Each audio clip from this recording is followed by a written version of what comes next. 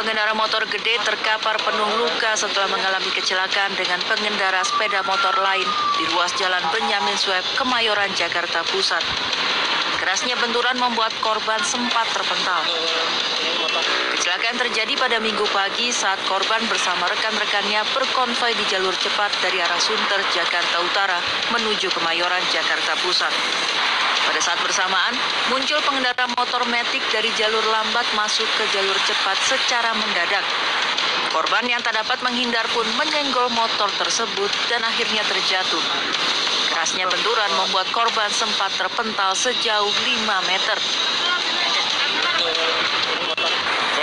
Kalau ugalan tidak, orang itu memang peraturannya kalau motor-motor besar itu kan minimal kan di atas 5 motor.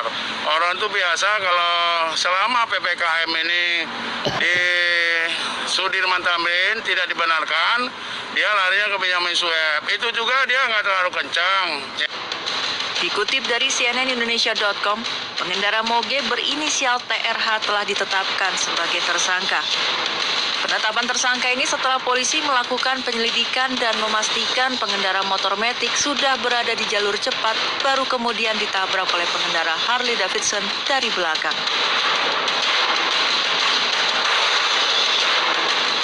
Rekaman CCTV ini memperlihatkan saat sebuah motor menabrak mobil jenis SUV yang sedang memutar balik di Jalan Raya Bekasi Timur, Kecamatan Cakung, Jakarta Timur pada Minggu malam. Pengendara motor berjenis kelamin wanita itu pingsan dan segera dievakuasi oleh warga dan pengendara mobil ke tepi jalan sebelum akhirnya dilarikan ke rumah sakit terdekat. Minimnya penerangan di lokasi diduga menjadi penyebab korban tak melihat adanya mobil yang akan putar balik. Itu mobil Pajero putar balik, cuman kan kondisi kacanya gelap begini.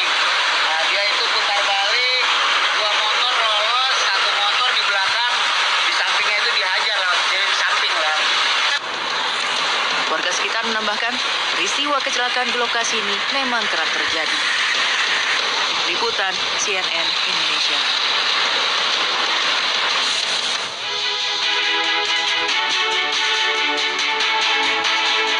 Selamat pagi, Kejaksaan melakukan sidak ke sejumlah apotek yang menjual obat jauh di atas harga eceran tertinggi. Ya, Ferdi, ini juga ada ulah bandar narkoba yang mengemas ekstasi mirip obat COVID-19 untuk mengelabui polisi. Ya, otak kriminal memang ada saja akalnya untuk membuat kejahatan ya, Dea. Ya, bersama saya Ferdi Ilyas. Dan saya Dea Kartika, inilah redaksi pagi selengkapnya.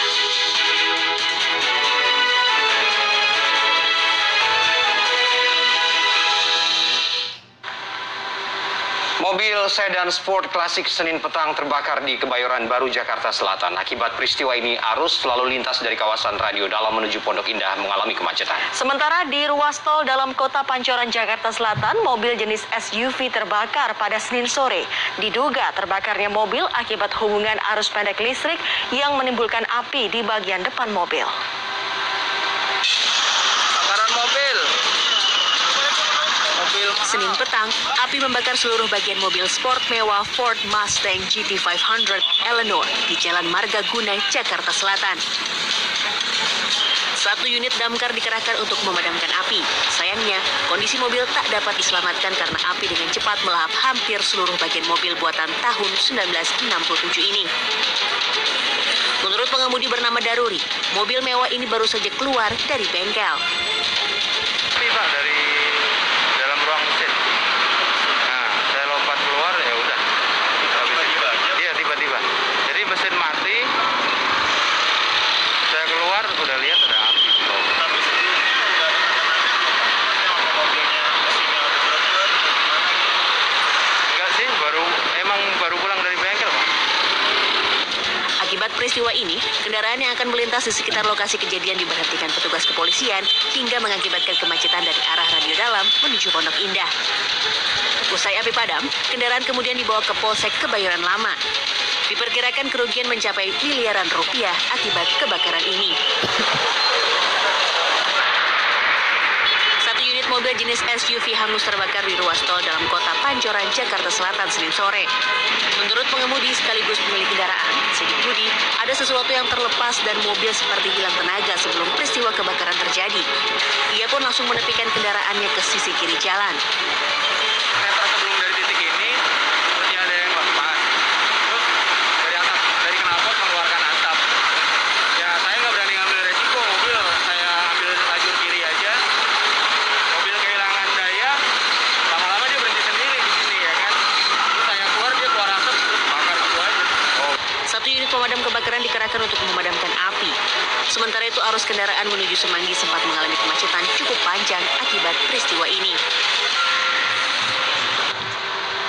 Berhati-hatilah saat menyebarkan informasi. Video yang memperlihatkan jenazah diletakkan di tepi jalan raya di kota Jember, Jawa Timur viral di media sosial lantaran bernarasi seolah-olah jenazah ditelantarkan. Sementara di TPU Sirnaraga Sumedang, isu pungli pemulasaraan jenazah juga hangat diperbincangkan oleh warganet.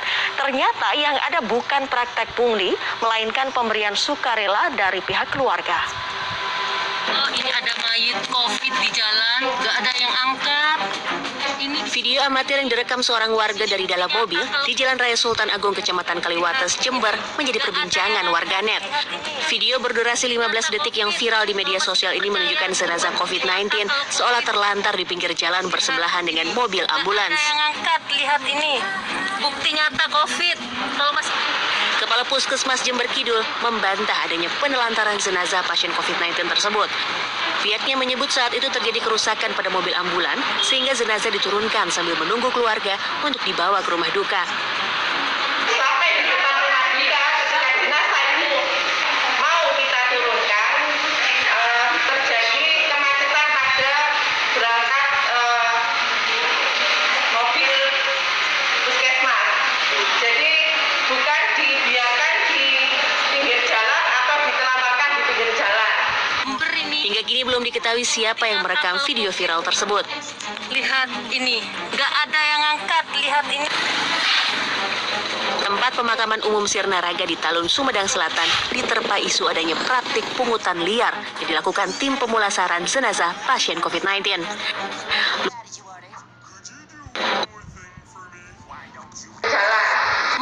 Hingga kini belum diketahui siapa yang merekam video viral tersebut. Lihat ini, gak ada yang angkat, lihat ini. Tempat pemakaman umum Sirnaraga di Talun, Sumedang Selatan diterpa isu adanya praktik pungutan liar yang dilakukan tim pemulasaran jenazah pasien COVID-19. Lurah Talun, Endang Rohman langsung menampik kabar tersebut. Endang mengungkapkan tidak ada tarif untuk pemulasaran di wilayahnya. Itu merupakan bentuk kesukarelaan yang diberikan kepada petugas penggali kubur. Memang di Kelurahan Talun tidak ada yang namanya tarif pemakaman tersebut. Kenapa? Karena kita juga kan namanya kemanusiaan kan gitu ya. Di situ tidak ada yang namanya tarif menarik sampai keluar statement bahwa di Talun ada pungli, di Kelurahan Talun ada pungli, tidak sebetulnya.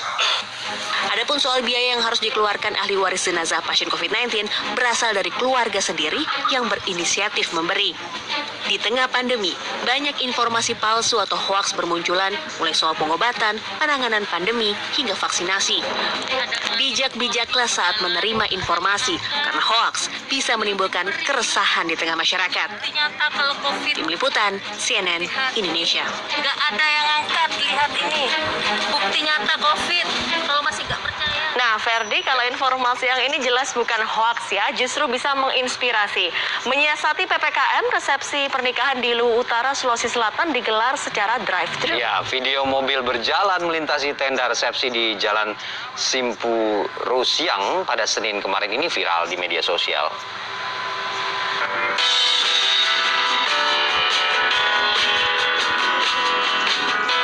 Sebuah video yang memperlihatkan pesta pernikahan dengan konsep drive-thru di Jalan Simpurusiang, Luwu Utara, Sulawesi Selatan viral di media sosial. Resepsi pernikahan itu berlangsung di tengah penerapan pemberlakuan pembatasan kegiatan masyarakat level 3 di Luwu Utara, Sulawesi Selatan Senin lalu. Dalam video terlihat tenda pernikahan dijadikan untuk jalur kendaraan untuk para tamu undangan. Tanpa turun dari kendaraan, para tamu dapat mengucapkan selamat ke kedua mempelai.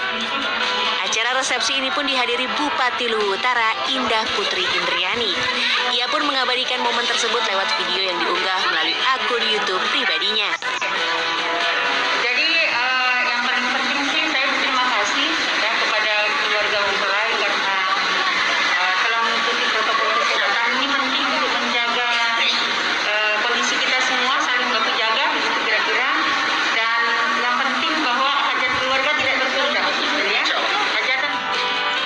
Indah berharap konsep resepsi pernikahan drive-thru ini dapat dicontoh warga lain yang hendak menggelar resepsi pernikahan atau hajatan di tengah penerapan PPKM. Ria Saifuddin, Luwu Utara, Sulawesi Selatan.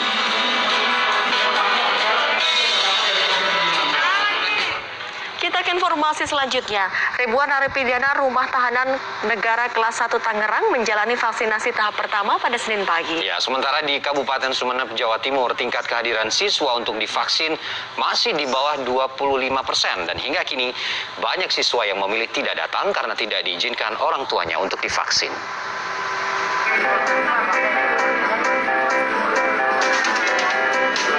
Seorang narapidana rutan kelas 1 Tangerang ini awalnya sempat meronta dan menolak